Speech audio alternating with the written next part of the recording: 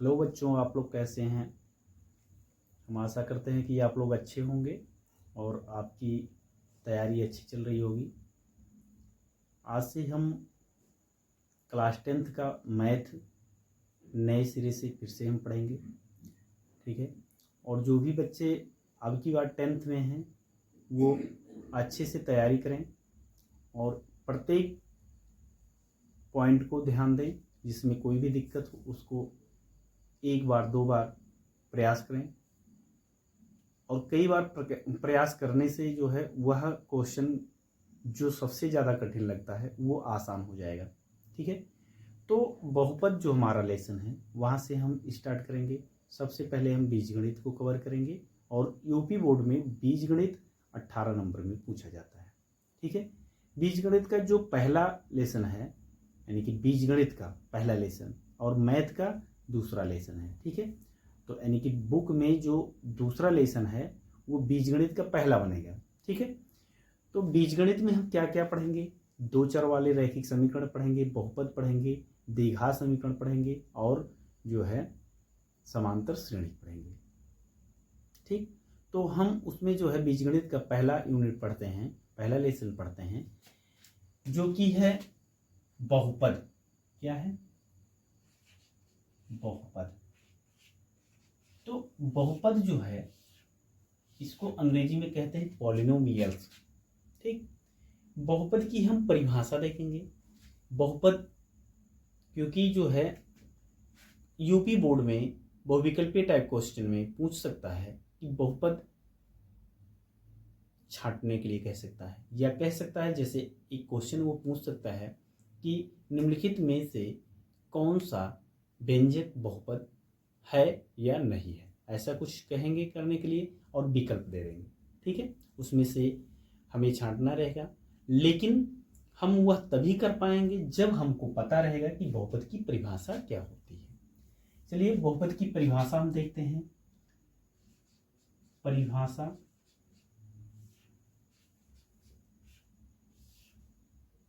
ऐसा व्यंजक लिखें या बीजीय व्यंजक, ऐसा बीजीय व्यंजक जिसमें चर की घात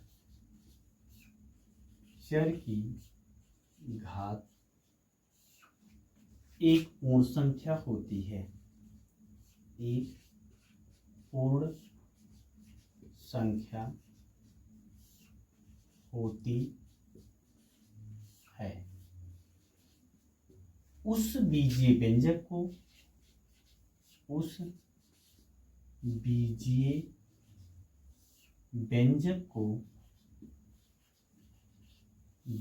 को बहुपद कहते हैं, बहुपद कहते हैं, ठीक है। चर की घात क्या होनी चाहिए? पूर्ण संख्या होनी चाहिए। अब एक बात हमको ये याद रखना है कि पूर्ण संख्या होता क्या है। तो देखिए पूर्ण संख्या जो है, पूर्ण संख्या जिसको कहते हैं होल नंबर, ठीक है। ये क्या होता है? 0 है, 1 है, 2 है, 3 है, 4 है, डॉट डॉट। ये सभी क्या है? पूर्ण संख्या है, ठीक है।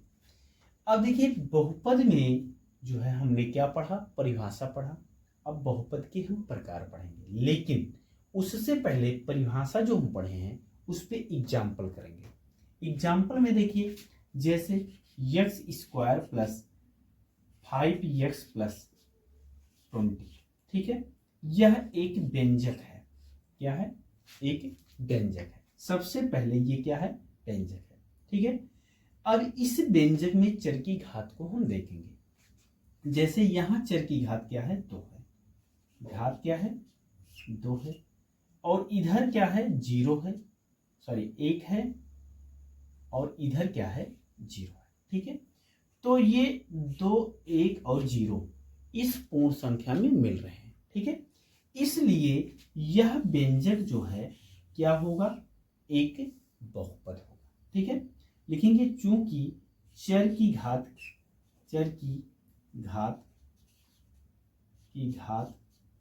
एक पूर्ण संख्या है,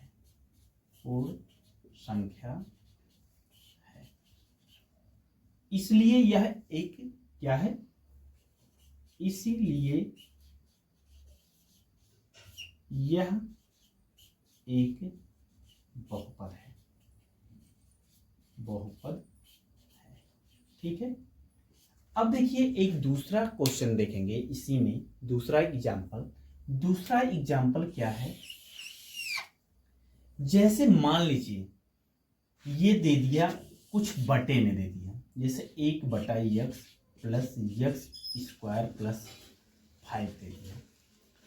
अब यहां पर एक समस्या है, ये जो 1/x है इनको हम लिखेंगे क्या, यहां पर x की पावर 1 है। ठीक है, जब ये ऊपर जाएगा यानी कि यहां से इस पास जाएगा, इसके पास, तो हो जाएगा x की घात माइनस, यानी कि जो पावर है उसका चिन्ह जाएगा बदल। ठीक है, और ये क्या है, x स्क्वायर है और ये 5 है। अब ये व्यंजक देखिए क्या है, इस व्यंजक में घात क्या है, चर की घात है -1, 2 है और 0 है। ठीक है, जिसमें से 2 और 0 इस पूर्ण संख्या में बिलोंग कर रहा है, यानी कि मिल रहा है, लेकिन ये माइनस जो है इसमें नहीं मिल रहा है। कहने का मतलब चर की घात पूर्ण संख्या नहीं है, और जब यह चर की घात इसमें पूर्ण संख्या नहीं है तो इसको हम क्या लिखेंगे कि बहुपद ये नहीं है। ठीक है, लिखेंगे क्या, चूंकि चर की घात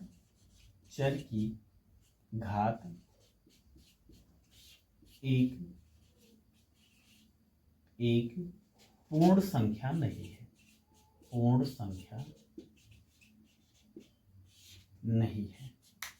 नहीं है, इसलिए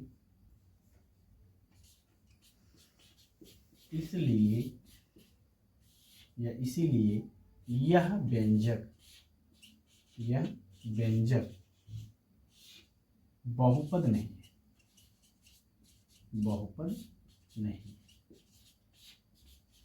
कहने का मतलब क्या हुआ, जितने भी इसमें चर होंगे वो सभी के पावर जो है एक पूर्ण संख्या होनी चाहिए। अगर मान लीजिए ये दिख गया रूट में, कैसा दिख गया, रूट में, जैसे √x + 5 है, तो यहां पर देखिए क्या है, इसको लिखेंगे, रूट का मतलब होता है पावर 1/2, पावर क्या हो जाएगा 1/2 + 5। ठीक है, अब यहां पर देखिए घात क्या है, घात जो है 1/2 है, तो 1/2 एक पूर्ण संख्या नहीं है, इसलिए इस व्यंजक को हम क्या कहेंगे कि यह एक बहुपद नहीं। ठीक है, अब देखिए हम पढ़ेंगे बहुपद के प्रकार। बहुपद कितने प्रकार के होते हैं उसको हम देखेंगे। अब देखिए बहुपद के प्रकार। ठीक है, बहुपद के प्रकार,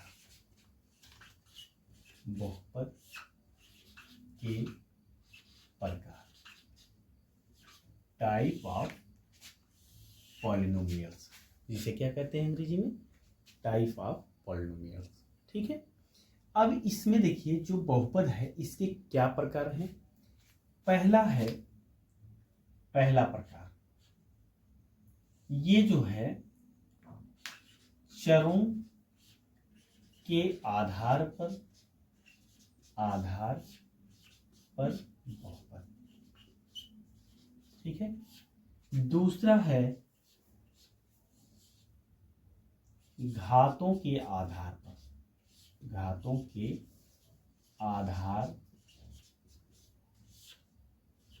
पर बहुपद। ठीक है, तीसरा क्या है, तीसरा है घातों हो गया, पदों के आधार पर बहुपद। ठीक है, ये 3 प्रकार की बहुपद होते हैं। ठीक है, अब इसमें जो है हम पहला प्रकार देखेंगे। पहला प्रकार देखिए क्या है। इसमें पहला प्रकार है चरों के आधार पर। तो चरों के आधार पर बहुपद। ये देखिए इसका प्रकार क्या क्या है।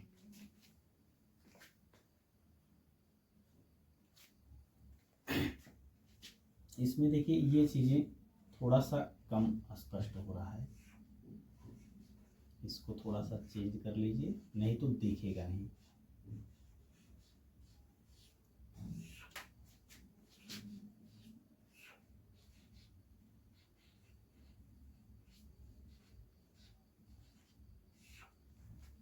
ठीक है, घातों के आधार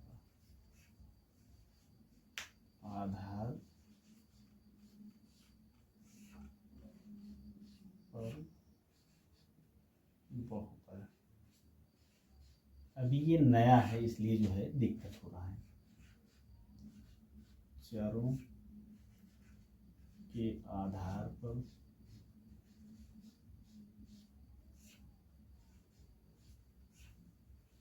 बहुपद। ठीक, ये बहुपद जो है 3 प्रकार के हैं।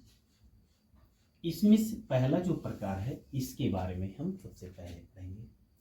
ठीक है, जैसे क्या है चरों के आधार पर बहुपद।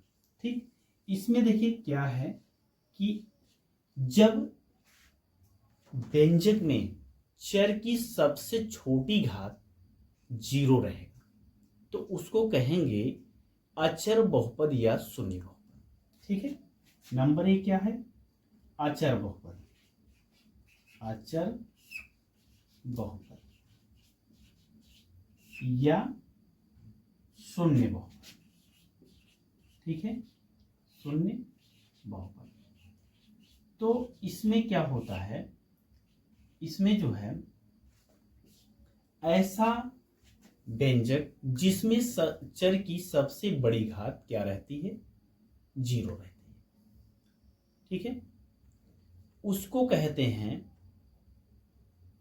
अचर बहुपद, या आप कह सकते हो ऐसा बहुपद जिसमें सबसे बड़ी घात 1 हो, 0 हो। लिखेंगे इसका डेफिनेशन, वे बहुपद जिसमें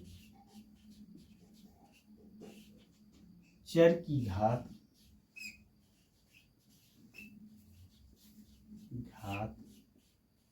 1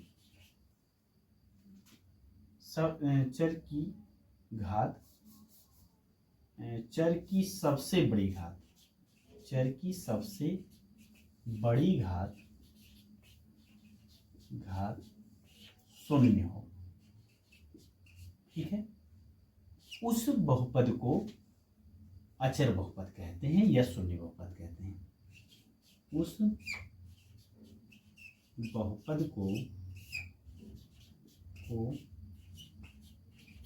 अचर बहुपद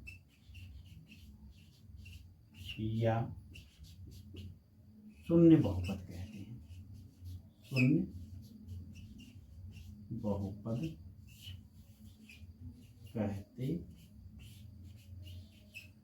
ठीक है, जैसे देखिए क्या है, मान लीजिए px = 5 है, ये अचर बहुपद होगा क्योंकि इसमें सबसे बड़ी घात क्या है, 0 है। ठीक है, अगर px = 0 है तब भी ये शून्य बहुपद होगा।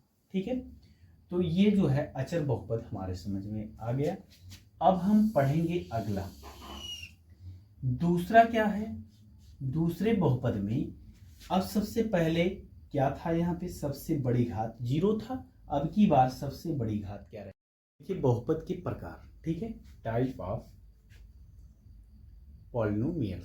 ठीक है, ये जो है ये 3 प्रकार के होते हैं। नंबर 1 इसका प्रकार है, क्या प्रकार है, चरों के आधार पर बहुपद। ठीक है, चरों के आधार पर बहुपद। नंबर 1 क्या होगा, जब किसी व्यंजक में, या आप कह सकते हो वे बहुपद जिसमें एक चर होता है उसको क्या कहते हैं, एक चर वाले बहुपद। ठीक है, तो नंबर 1 रहेगा एक चर वाले बहुपद। ठीक है, इसमें क्या रहेगा, चरों की संख्या सिर्फ एक रहेगी। जैसे x² + 2 या y + 7, ये क्या है, एक चर वाले बहुपद है।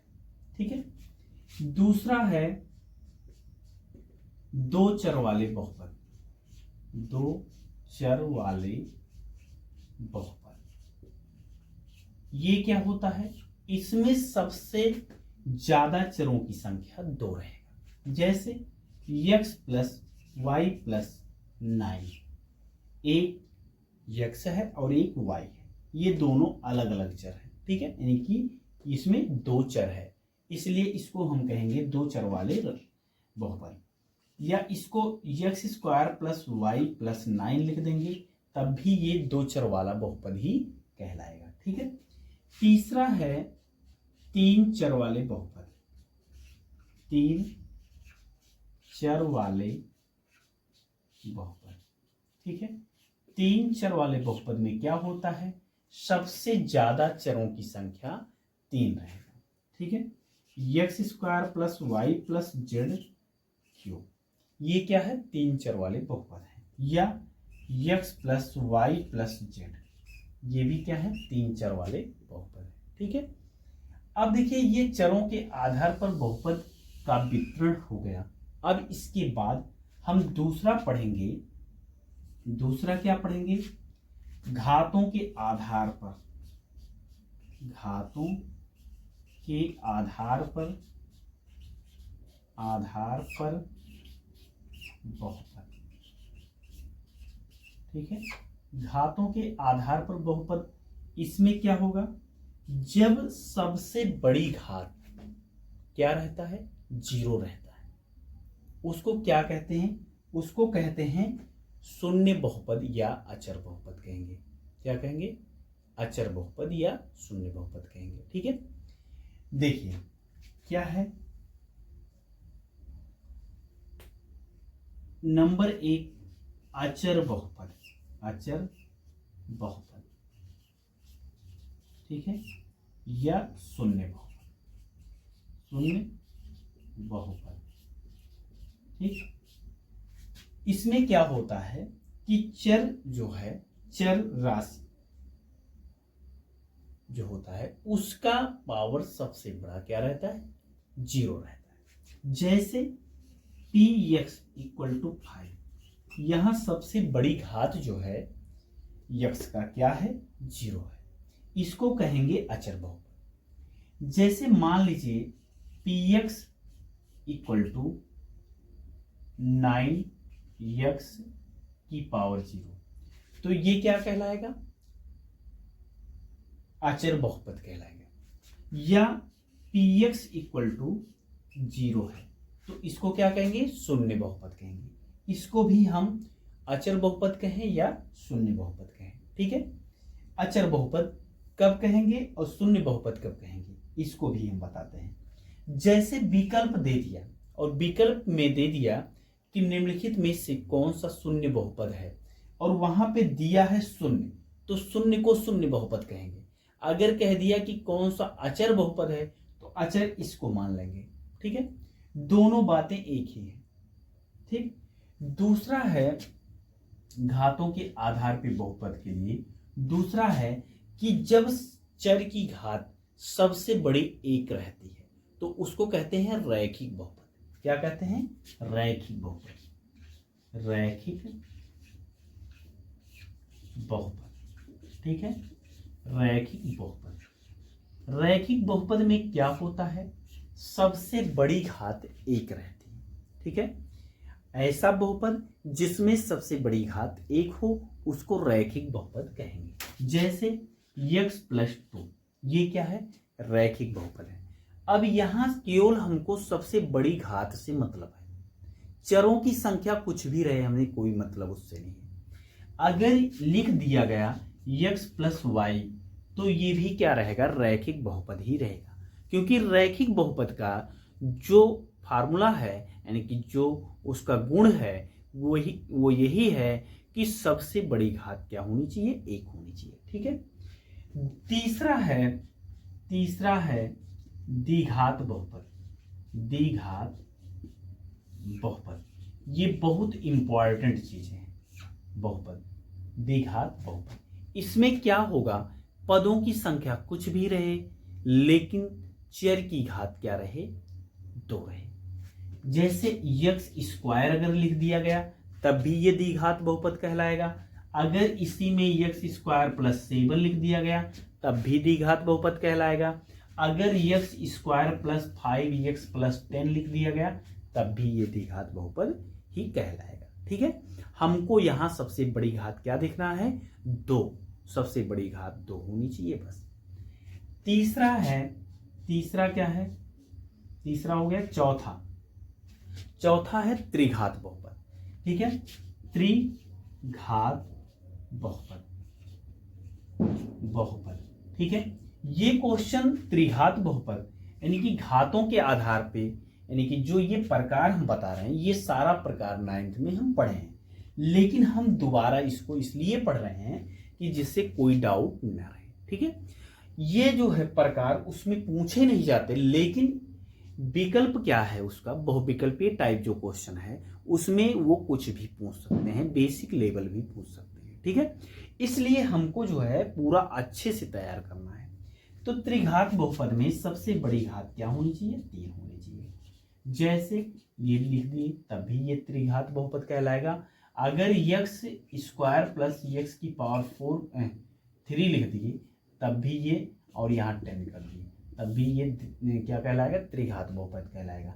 यानी कि त्रिघात बहुपद में सबसे बड़ी घात क्या होती है, 3 होती है। ठीक है। अब इसके बाद जो है अगर यही तक ये पूछते हैं, ठीक है, चतुर्थ घात पूछते नहीं है। अब हम लोग क्या पढ़ेंगे, अब हम लोग जो है देखिए 2 पढ़े हैं, एक चरों के आधार पे और दूसरा घातों के आधार पे। अब हम पढ़ेंगे जो है पदों के आधार पर बहुपद। पदों के आधार पर बहुपद क्या है देखिए, अब देखिए पदों के आधार पे बहुपद तीसरा प्रकार है, पदों के आधार पर बहुपद।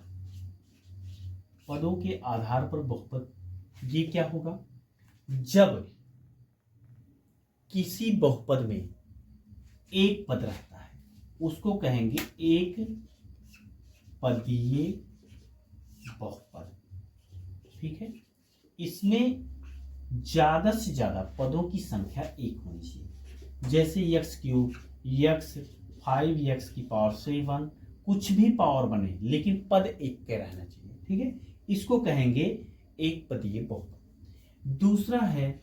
दूसरा क्या है, द्विपदीय बहुपद। द्विपदीय बहुपद इसमें क्या है, द्विपदीय बहुपद इसमें सबसे ज्यादा पदों की संख्या 2 होनी चाहिए। जैसे x³ + 5 7 + x या y + z। ठीक है। इसमें पदों को देखना है केवल। ठीक है।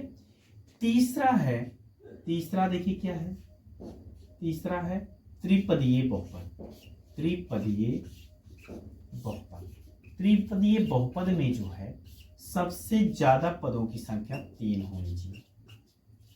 ये त्रिपदीय है, x + y + z लिख दिए तब भी ये क्या कहलाएगा, त्रिपदीय बहुपद ही कहलाएगा। ठीक है। अब ये बहुपद के प्रकार जो है कंप्लीट हो गए। अब हम पढ़ेंगे जो है, देखिए अगला टॉपिक क्या है उसको हम पढ़ते हैं। देखिए द्विघात यानी कि जो हम पढ़ रहे हैं बहुपद में ज्यामितीय अर्थ देखिए क्या है सुनने के लिए। जैसे मान लीजिए हमारे पास एक ग्राफ है जिसे कह दें कि एक बहुपद y इक्वल एफ एक्स है। y इक्वल क्या है, एफ एक्स है, या y इक्वल टू क्या है, पी एक्स है। ठीक है, यानी कि जो y का वैल्यू है, y एक बहुपद है और वह p के पदों में, सॉरी x के पदों में है। ठीक है, इस प्रकार से कोई बहुपद अगर है तो उसमें शून्यकों की संख्या कितनी होगी। जैसे मान लीजिए ये है, ये x अक्ष है, ठीक है, और ये है y अक्ष। ठीक, तो सबसे पहले देखा जाएगा कि हमारा बहुपद किसके पद में है। तो हमारा बहुपद यहाँ यक्स के पदों में है। किसमें है, यक्स के पदों में। तो कोई भी वक्र अगर एक बार काट रही है यक्स अक्ष को, तो उसमें शून्यकों की संख्या एक होगा। अगर 2 बार काट रही है तो उसमें 2 होगा। अगर 3 बार काट रही है तो 3 होगा। मतलब जितना अधिक बार जो है वो काटेगा उतना अधिक शून्य होंगे।